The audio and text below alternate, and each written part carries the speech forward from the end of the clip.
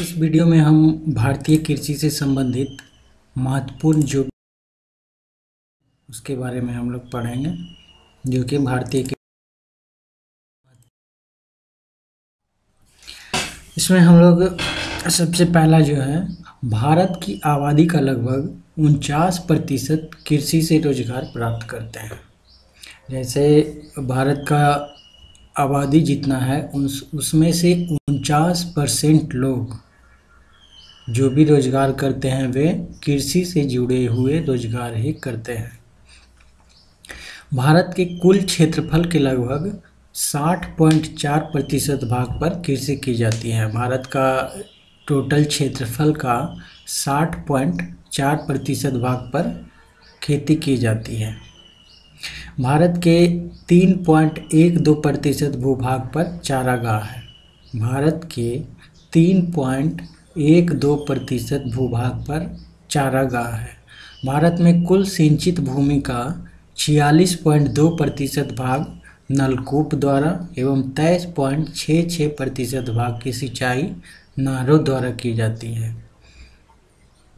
नलकूप द्वारा कितना किया जाता है, यानी सबसे ज़्यादा जो सिंचित करने का साधन है वह नलकूप द्वारा होता है 46.2%, और नहरों द्वारा 23.66% भाग जो है ये नहरों द्वारा सिंचाई किया जाता है। भारत के कुल क्षेत्रफल के 21.54% भूभाग पर वनावरण है, यानी कि भारत का जितना भी भूभाग है उसके 21.54% भूभाग पर वन है।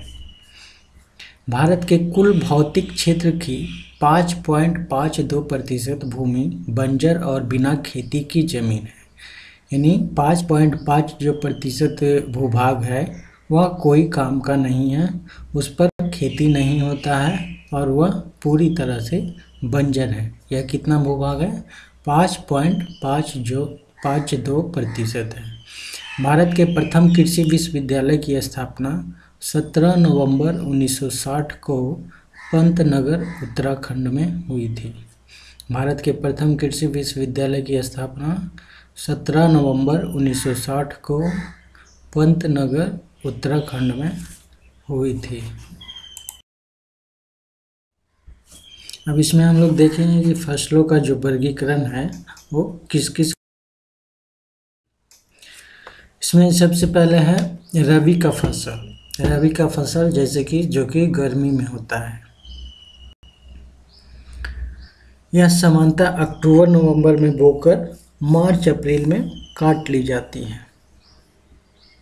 रबी का जो फसल होता है अक्टूबर नवंबर में बोकर मार्च अप्रैल में काट ली जाती है। जैसे इसमें क्या क्या आता है? गेहूँ, जौ, चना, मटर, सरसों, आलू, राई आदि जो फसल है ये रबी का फसल है। जैसा कि पिक्चर में दिखाया गया है, गेहूँ, चना, जौ, आलू, सरसों, राई। और ये कब बोया जाता है? रबी का फसल अक्टूबर नवंबर में बोया जाता है और मार्च अप्रैल में, यानी गर्मी आते आते यह फसल काट ली जाती है। दूसरा है खरीफ का फसल। यह वर्षाकालीन फसल है।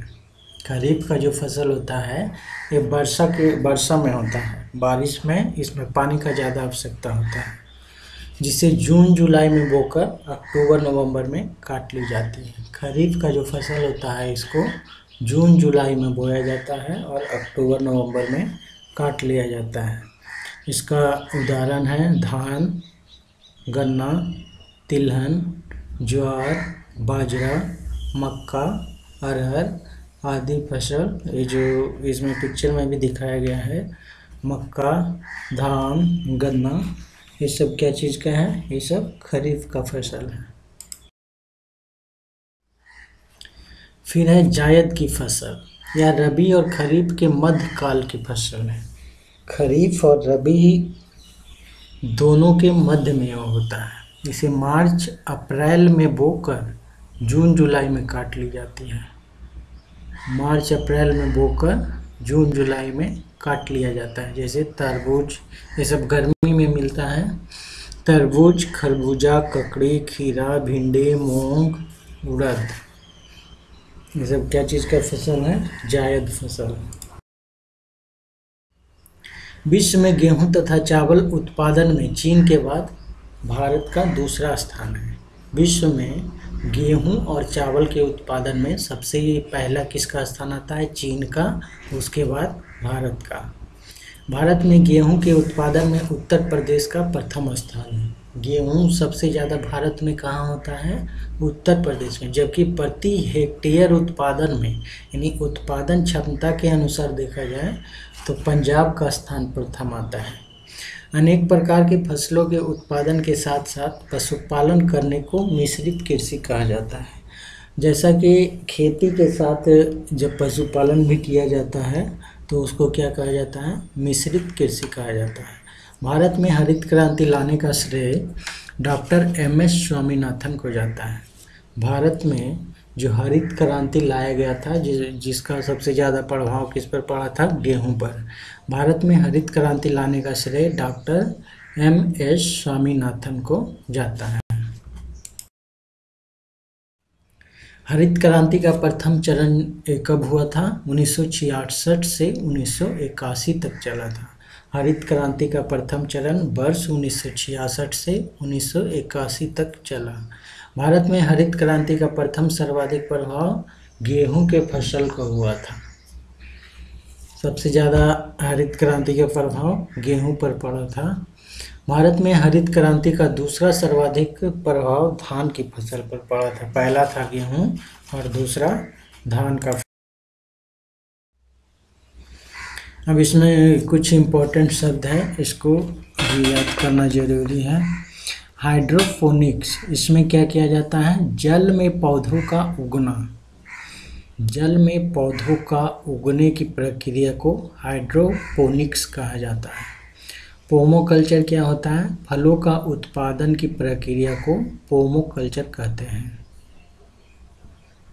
ओलेरीकल्चर क्या होता है? सब्जियों का उत्पादन। सब्जियों का उत्पादन करने की प्रक्रिया को ओलेरीकल्चर कहते हैं। हॉर्टिकल्चर होता है बागवानी।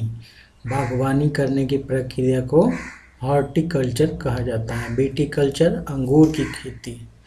अंगूर की खेती को विटीकल्चर। पिसीकल्चर मत्स्य पालन यानी मछली पालन की प्रक्रिया को पिसीकल्चर कहा जाता है। सेरीकल्चर रेशम कीट का पालन। एपीकल्चर मधुमक्खी पालन। फ्लोरीकल्चर फूलों का उत्पादन। वर्मीकल्चर केचुआ उत्पादन। वर्मीकल्चर क्या होता है? केचुआ को उत्पादन करने की प्रक्रिया को वर्मीकल्चर कहा जाता है। वीडियो समाप्त हुआ। धन्यवाद।